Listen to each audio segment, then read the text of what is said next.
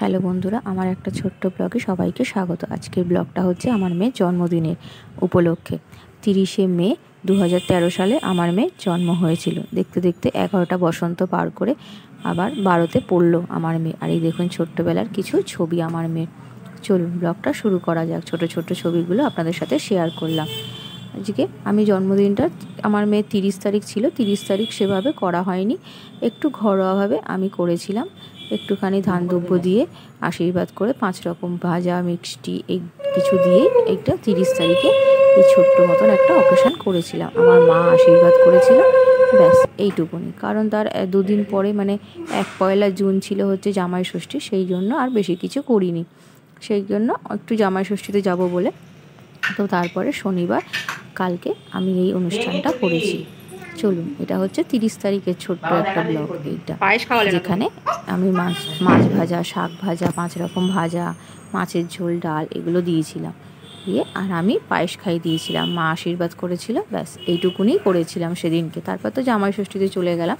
আর রাত্রিবেলা ছোট্ট একটা কেক নিয়ে এসে আমি আর মেয়ে মিলে ছোট্ট মতন সেলিব্রেট করলাম।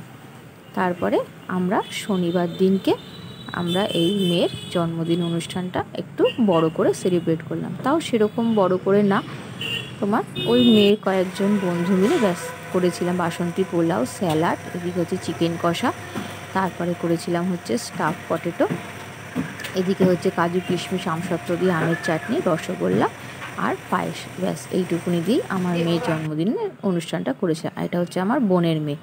দেখুন দিদিভাই জন্মদিনে সেজে গুজে কেমন চলে এসছে।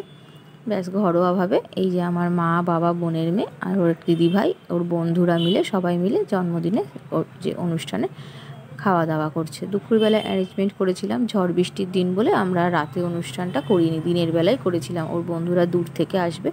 এদিকে আমরা সব মায়েরা, এটা হচ্ছে নাচের আন্টি। আর এই যে একটা কেক যেটা আমরা শনিবার দিনকে করেছিলাম। আর এই যে হ্যাপি বার্থডে করছি। অকেশানটা একটু লেটেই করলাম, যেহেতু 30 তারিখে মেয়ের জন্মদিন, তারপরে 1 তারিখেই ছিল জামাই ষষ্ঠী, সেই জন্য তখন করিনি। পরপর 2 দিন মানে একটু রিচ হয়ে যাবে বলে সেই জন্য। চলুন, আর এই জামাটা ওর নাচের স্কুলের গ্রুপ থেকে দিয়েছে। একটা গল্পের বই পেয়েছে, পেন পেয়েছে, এই একটা ব্যাগ পেয়েছে, ড্রয়িংয়ের সেট পেয়েছে। ছোট্ট ছোট্ট এই গিফটগুলোই অনেক, পেন্সিল বক্স, জ্যামিতি বক্স, একটা সেলিব্রেশন। আর এই যে এই হচ্ছে ওর সবারই গিফটটা। আর হ্যাঁ, 30 তারিখে আমার মেয়ের জন্মদিনে যা যা মেনু হয়েছিল এইগুলো, আর পরের দিন শনিবার মানে যা যা এই খাবারের মেনু করেছিলাম সব কিন্তু আমি একা হাতেই করেছি, কেউ কিন্তু হেল্প করেনি। এত সব রান্না নিজের হাতেই করেছি। রান্না করে খাওয়াতে আমি লোককে খুব ভালোবাসি। তাহলে বন্ধুরা, ব্লগটা কেমন লাগলো অবশ্যই জানাবেন। আর আমার মেয়েকে আপনারা আশীর্বাদ করবেন। টাটা।